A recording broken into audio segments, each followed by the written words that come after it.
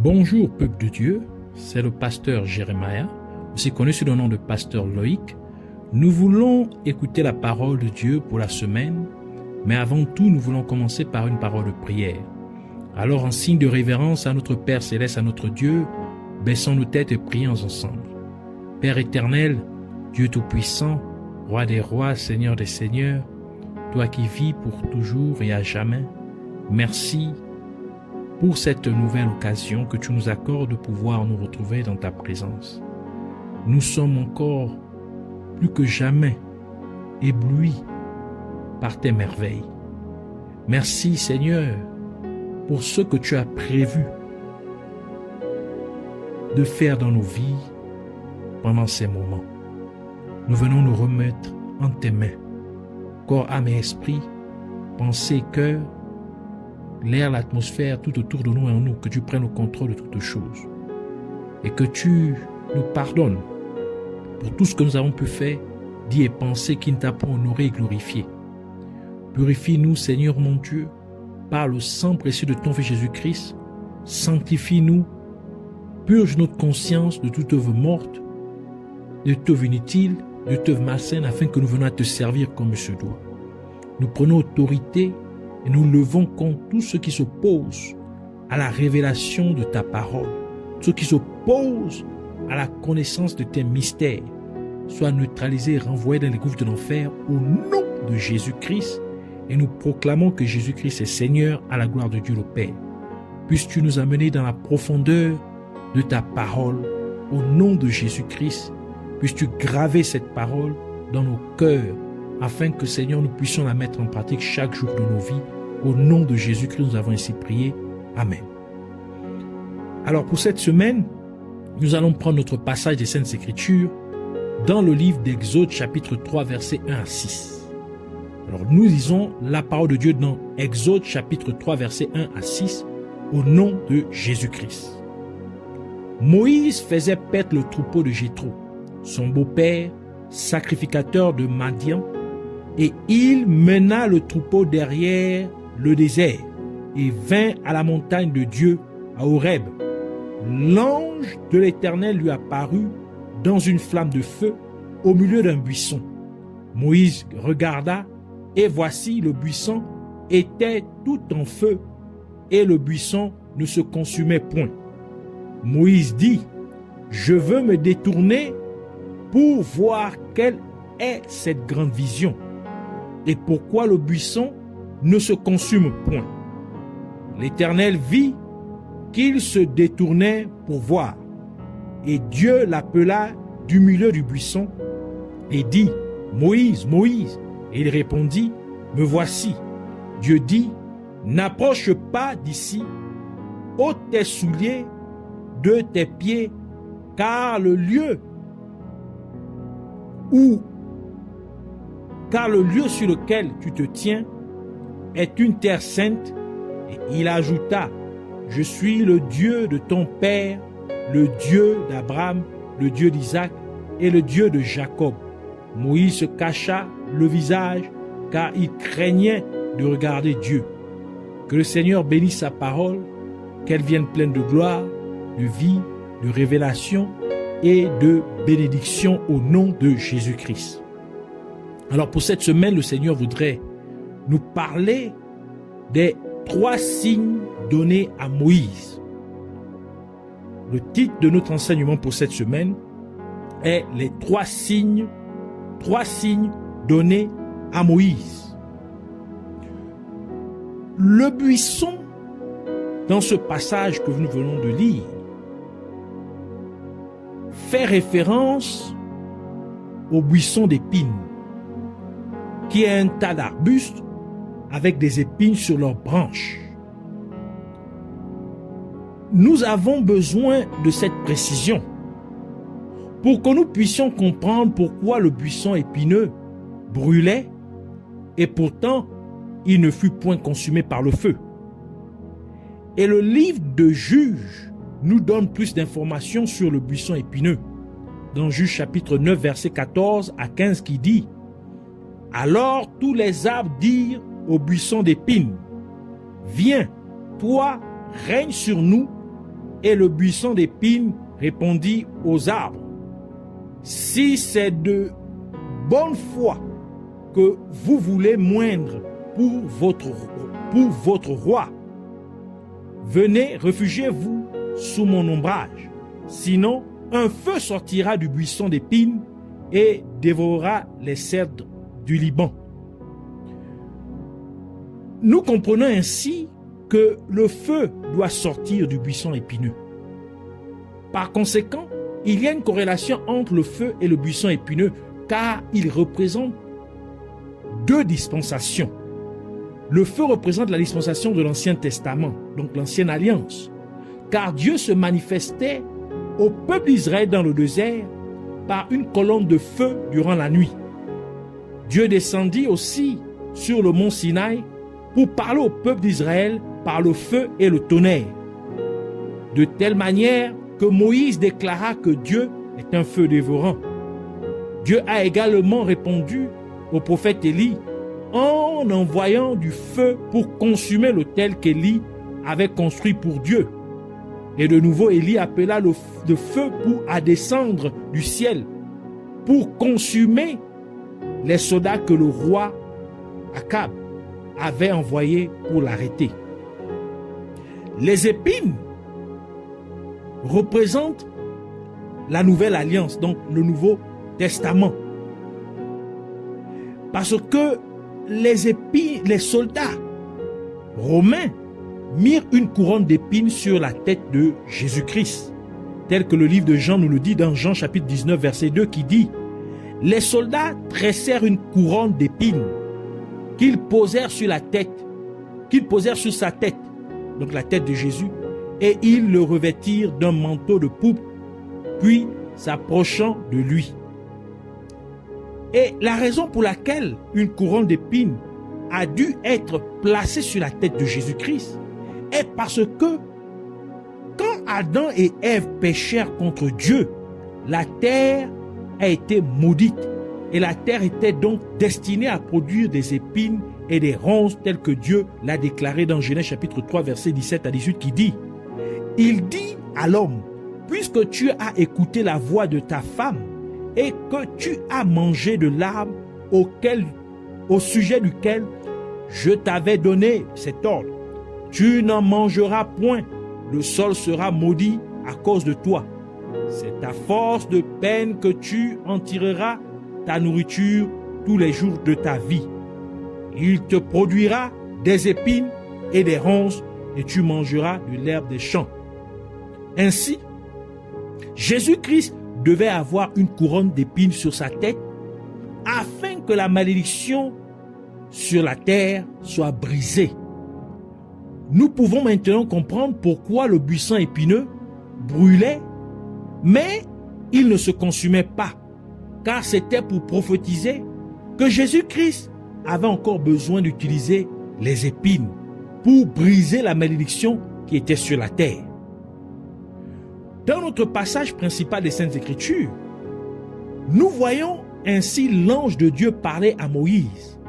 En d'autres termes, Dieu s'est manifesté à Moïse par le buisson ardent et Dieu est descendu pour appeler Moïse au ministère. Moïse a donc été appelé par Dieu parmi les nombreux êtres humains qui étaient sur la terre à ce moment-là. Dieu a ainsi appelé Moïse pour être son serviteur. Et cela est bien représenté dans la signification du nom Moïse. Car le nom Moïse signifie tirer ou sortir des eaux. Tel que décrit dans le livre d'Exode.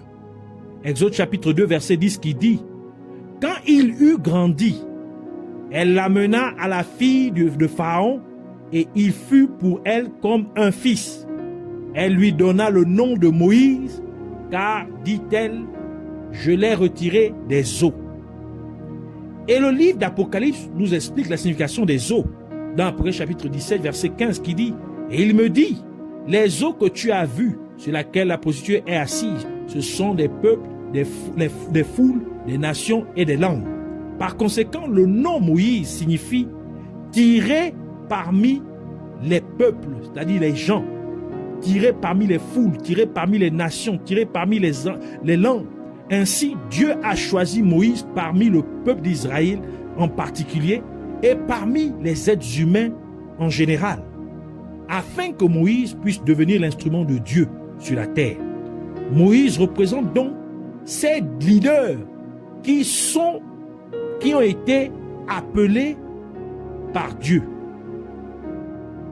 Et comme Dieu appelait Moïse, Moïse répondit à Dieu que le peuple d'Israël ne croirait pas que c'est vraiment Dieu qui l'a envoyé vers eux. Exode chapitre 4, verset 1 qui dit, Moïse répondit et dit, voici, ils ne me croiront point et ils n'écouteront point ma voix, mais ils diront, l'Éternel ne t'est point apparu. Et c'est la raison pour laquelle Dieu a donné 3 signes à Moïse, afin que lorsque le peuple verrait Moïse accomplir ces signes, les gens croiraient qu'il a bien été envoyé par Dieu. Et parce que Moïse représente tous ces leaders qui ont été appelés par Dieu, par conséquent, si le peuple veut savoir si quelqu'un a vraiment été appelé par Dieu, il doit vérifier si une telle personne produit les mêmes signes que Dieu a donnés à Moïse. Donc, le premier signe, nous nous trouvons dans Exode chapitre 4, versets 2 à 5, qui dit, l'Éternel lui dit, qu'y a-t-il dans ta main? Il répondit, une verge. L'Éternel dit, jette-la par terre. Il la jeta par terre et elle devint un serpent. Moïse fuyait devant lui. L'Éternel dit à Moïse, étends ta main et saisis-le par la queue. Et il étendit la main et le saisit, et le serpent redevint une verge dans sa main. C'est là, dit l'Éternel, ce que tu feras, afin qu'ils croient que l'Éternel, le Dieu de leur père, t'est apparu, le Dieu d'Abraham, le Dieu d'Isaac et le Dieu de Jacob. Le premier signe que Dieu a donné à Moïse d'accomplir pour que les gens croient que c'est Dieu qui l'a envoyé, c'est de capturer le serpent. Et ce serpent est Satan, tel que le livre d'Apocalypse nous le dit dans Apocalypse chapitre 12, verset 9. Et il fut précipité, le grand dragon, le serpent ancien, appelé le diable et Satan, celui qui séduit toute la terre. Il fut précipité sur la terre et ses anges furent précipités avec lui. Ainsi, le premier signe qu'un homme de Dieu ou une femme de Dieu doit produire pour que le peuple croie qu'il est envoyé par Dieu, c'est d'utiliser son ministère, le ministère qui est représenté par la verge, le bâton. Donc, utiliser son ministère pour capturer Satan. Et comment capturer Satan? Apocalypse chapitre 12, verset 9 que nous venons de lire, nous dit que Satan, le serpent ancien, est un séducteur. Ainsi, la première chose qu'un leader doit faire pour capturer Satan est d'exposer toutes les tromperies ou séductions de Satan.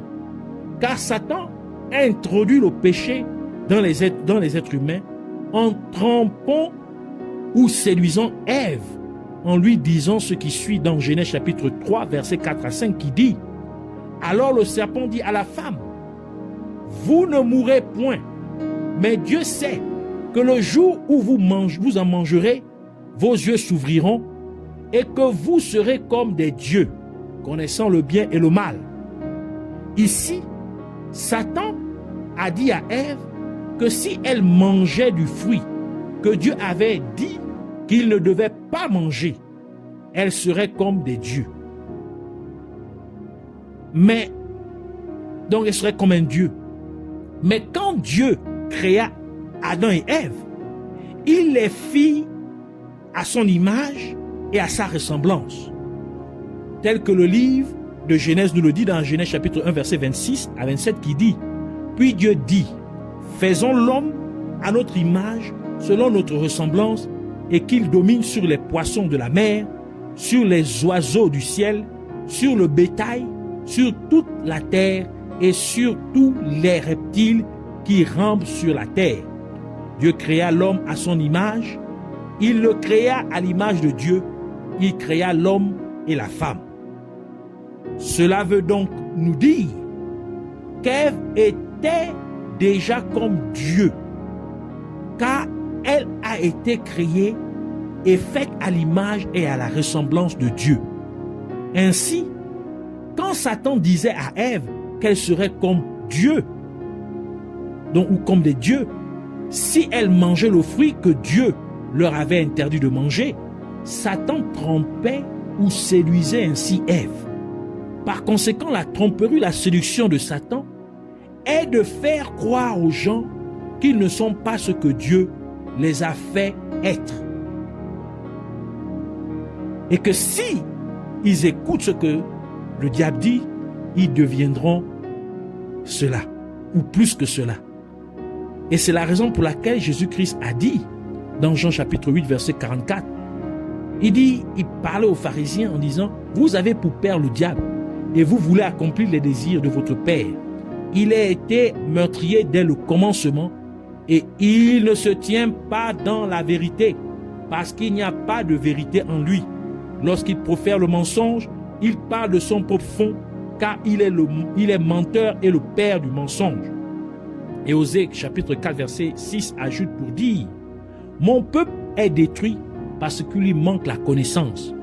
Puisque tu as rejeté la connaissance, je te rejetterai et tu seras dépouillé de mon sacerdoce, puisque tu as oublié la loi de ton Dieu. J'oublierai aussi tes enfants.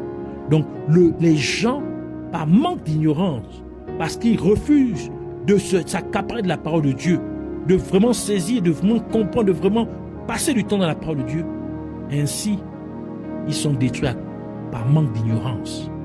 Et ainsi Jésus-Christ a ajouté pour dire dans Jean chapitre 8 verset 32, vous connaîtrez la vérité et la vérité vous affranchira. Donc c'est en connaissant la vérité.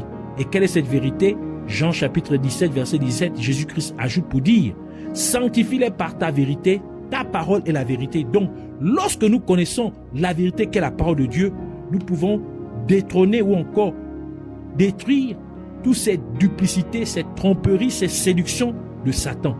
Ainsi, vous devez prêcher et enseigner la vraie parole de Dieu afin d'exposer toutes les tromperies ou séductions de Satan, et ce faisant, vous abrogerez aussi les œuvres des ténèbres, sachant que Satan est appelé le prince des ténèbres.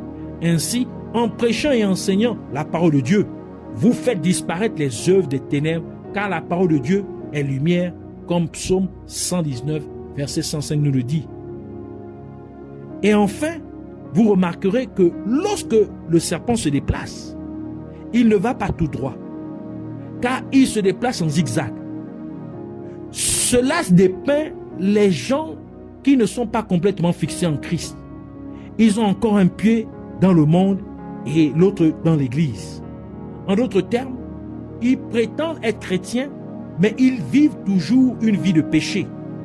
Vous devez donc leur prêcher de telle manière qu'ils se convertissent sincèrement de leur voie tordue et mauvaise, de la même manière que Jean le Baptiste prêchait aux pharisiens et aux sadducéens, en les appelant à une véritable repentance, car ils agissaient comme le diable. Et c'est pourquoi Jean le Baptiste les appela une race de vipères, tel que Matthieu chapitre 3 verset 7 nous le dit. Mais voyant venir à son baptême beaucoup de pharisiens et de sadducéens, il leur dit, race de vipères, qui vous a appris à fuir la colère à venir. C'est donc ainsi que vous pourrez capturer Satan, le serpent ancien. Et c'est le premier signe qui dira au peuple que vous avez été envoyés par Dieu. Et c'est pourquoi Jésus-Christ a dit dans Matthieu chapitre 16 verset 17 à 18 qui dit, voici les miracles qui accompagneront ceux qui auront cru. En mon nom, ils chasseront les démons, ils parleront de nouvelles langues. Verset 18, il dit, ils saisiront des serpents. Donc ils vont attraper le diable. S'ils boivent quelques breuvages mortels, il ne leur fera point de mal. Ils imposeront les mains aux malades et les malades seront guéris. Donc, Jésus-Christ a donné consigne que nous attraperons le serpent. Ce serpent qui est le diable. Le deuxième signe se trouve dans Exode chapitre 4, versets 6 à 8, qui dit « L'Éternel lui dit encore, mets ta main dans ton sein. Il mit sa main dans son sein, puis il la retira, et voici sa main était couverte de lèpre, blanche comme la neige. L'Éternel dit, remets ta main dans ton sein. Il remit sa main dans son sein, puis il la retira de son sein. Et voici, elle était redevenue comme sa chair. S'ils ne te croient pas, dit l'Éternel, et n'écouteront pas la voix du premier signe, ils croiront à la voix du dernier signe. Le deuxième signe qui dirait au peuple que Moïse avait été envoyé par Dieu est le fait que lorsque Moïse mettrait sa main dans son sein, elle deviendrait lépreuse au fur et à mesure qu'il la retirerait de son sein. Et quand il la mettrait la deuxième fois, elle serait restaurée de sa lèpre.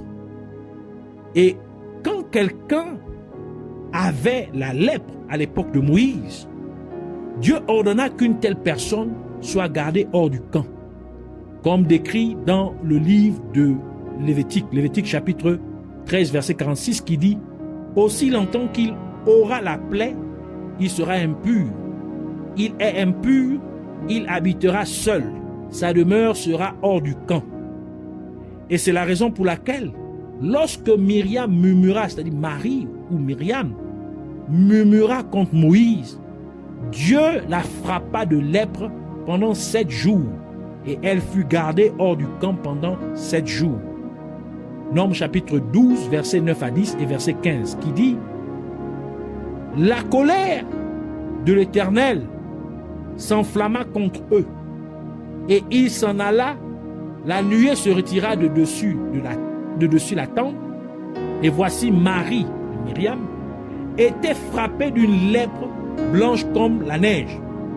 Aaron se tourna vers Marie et voici, elle avait la lèpre. Verset 15, Marie fut enfermée 7 jours en dehors du camp et le peuple ne partit point jusqu'à ce que Marie y fût rentrée. Et c'est la raison pour laquelle le peuple d'Israël passa 40 ans dans le désert, parce qu'il n'a pas cru en Dieu, car il refusa d'aller posséder la terre promise de Canaan, comme Dieu leur avait instruit. Ainsi, Dieu les a fait rester en dehors de la terre promise, en errant dans le désert pendant 40 ans. Et tout cela, c'est pour dire que lorsque les gens ne croient pas en Dieu, lorsqu'ils refusent de mettre l'instruction de Dieu en pratique, lorsqu'ils doutent de la parole de Dieu, ils seront tenus éloignés des promesses de Dieu. Et c'est la raison pour laquelle la personne qui a été appelée par Dieu doit avertir le peuple de cette vérité. Et de plus, les gens mettent la main dans leur poitrine quand ils veulent jurer ou prêter un serment. Et le sein est aussi une représentation de l'engendrement, car c'est avec le sein qu'une mère nourrit le bébé qu'elle a enfanté. Par conséquent, en mettant sa main sur sa poitrine, Moïse faisait implicitement une promesse à Dieu. Mais quelle était cette promesse? On peut se rappeler que Dieu s'est présenté à Moïse comme étant le Dieu d'Abraham, d'Isaac et de Jacob. Dieu n'a pas dit qu'il était le Dieu d'Abraham, d'Isaac et de Jacob, mais Dieu a clairement utilisé le présent pour indiquer clairement qu'il est actuellement le Dieu d'Abraham, d'Isaac et de Jacob. Ainsi, Dieu impliquait simplement à Moïse qu'il devait promettre d'amener le peuple d'Israël à avoir la même foi qu'Abraham avait en Dieu. Car lorsque Dieu ordonna à Abraham d'aller à l'endroit où Dieu lui montrerait, Abraham n'hésita point à quitter sa famille biologique et de quitter son pays natal, de tout laisser ce qu'il avait. Abraham a tout abandonné pour suivre Dieu comme le dit la parole de Dieu dans Hébreux chapitre 11, verset 8 à 10, qui dit, c'est par la foi qu'Abraham, lors de sa vocation, donc de son appel, obéit et parti pour un lieu qu'il devait recevoir en héritage et qu'il partit sans savoir où il allait. C'est par la foi qu'il vint s'établir dans la terre promise, quand, comme dans une terre étrangère, habitant sous des tentes, ainsi qu'Isaac et Jacob, les cohéritiers de la même promesse, car il attendait la cité qui a de solides fondements, celle dont Dieu est l'architecte et le constructeur.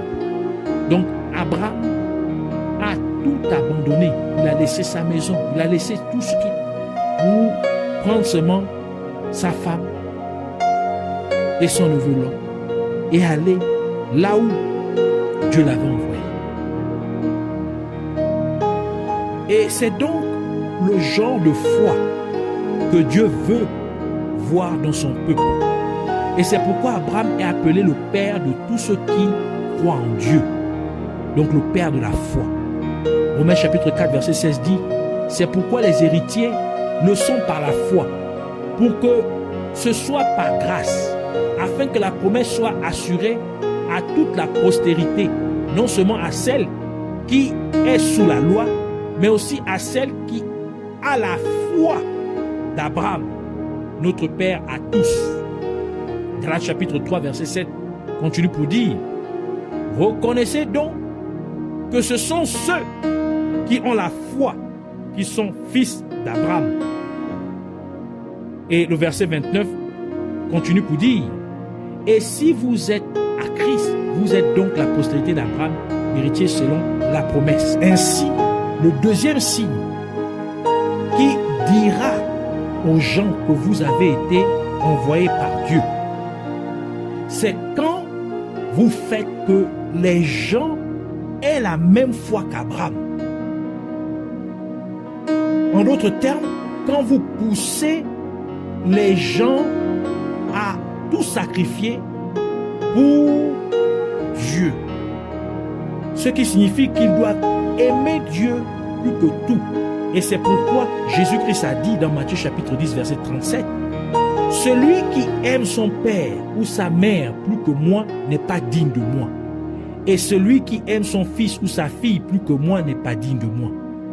Et c'est donc mettre votre main dans votre sein, car vous accomplissez la promesse que vous aviez faite à Dieu de ramener le peuple à la même foi d'Abraham. C'est pourquoi Lazare, lorsque Lazare, le mendiant, mourut, il entra dans le sein d'Abraham au ciel. Luc chapitre 16 verset 22 qui dit, le pauvre mourut et il fut porté par les anges dans le sein d'Abraham.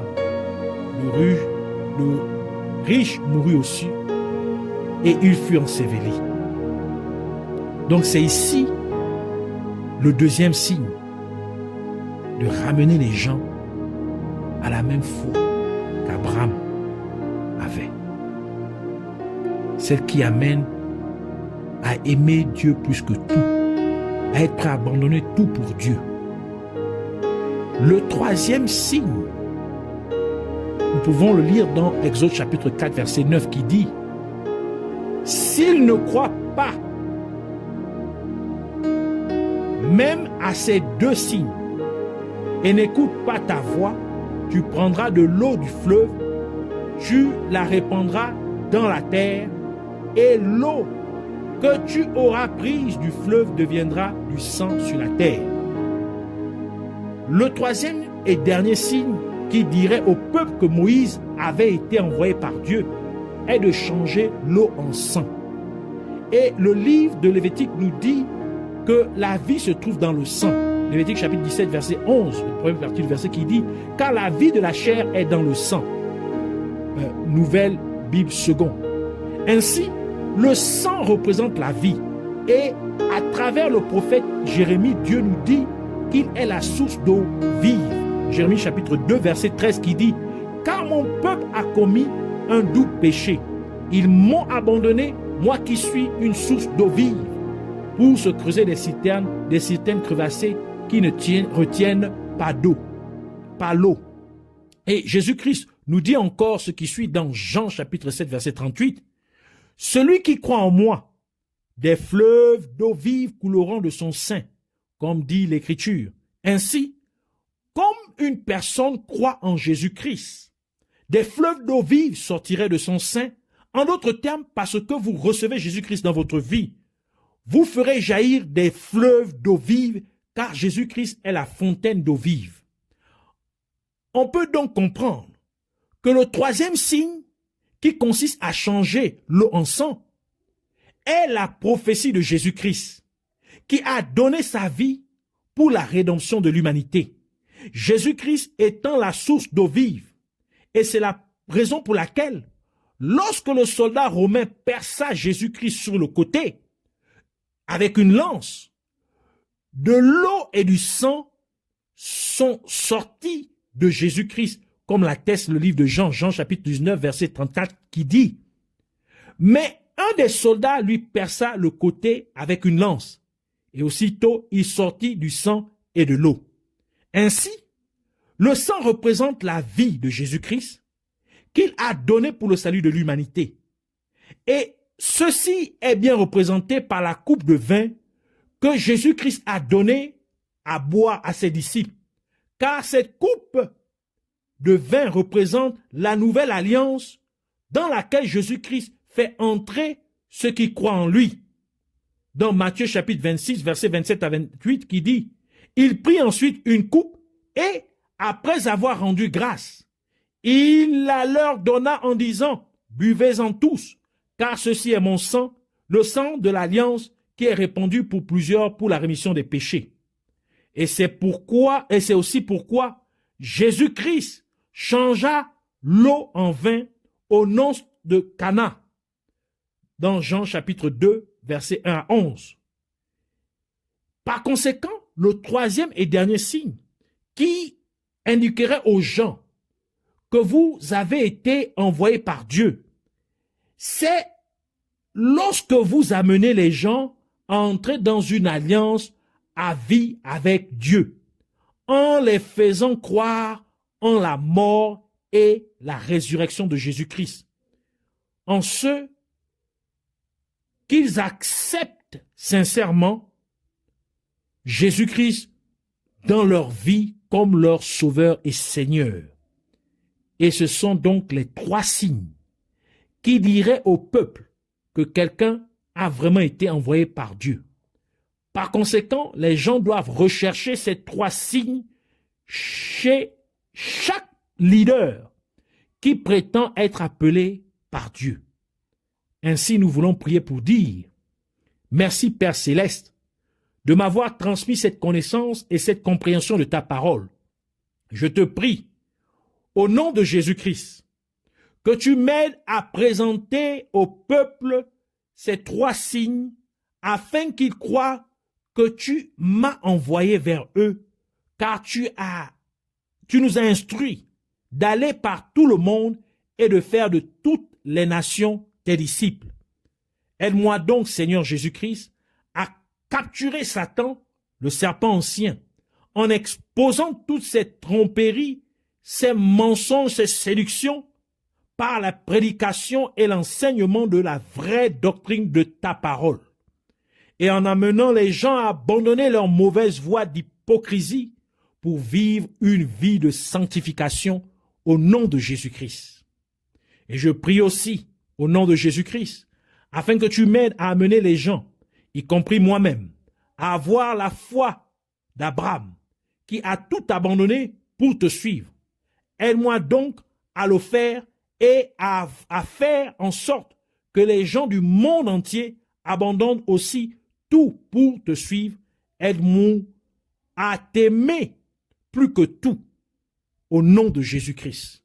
Et encore, je prie au nom de Jésus-Christ pour que tu m'aides aussi à rester dans une alliance perpétuelle avec toi et que j'amène aussi les gens partout sur la terre à entrer dans une alliance à vie avec toi en les faisant accepter sincèrement Jésus-Christ dans leur vie comme leur Sauveur et Seigneur. Je te remercie, Abba Père, Sauveur glorieux et merveilleux, le seul et véritable Dieu, Yahweh. Merci de m'avoir écouté et de m'avoir exaucé en conséquence. Puisses-tu être magnifié à jamais au nom de Jésus-Christ. Amen.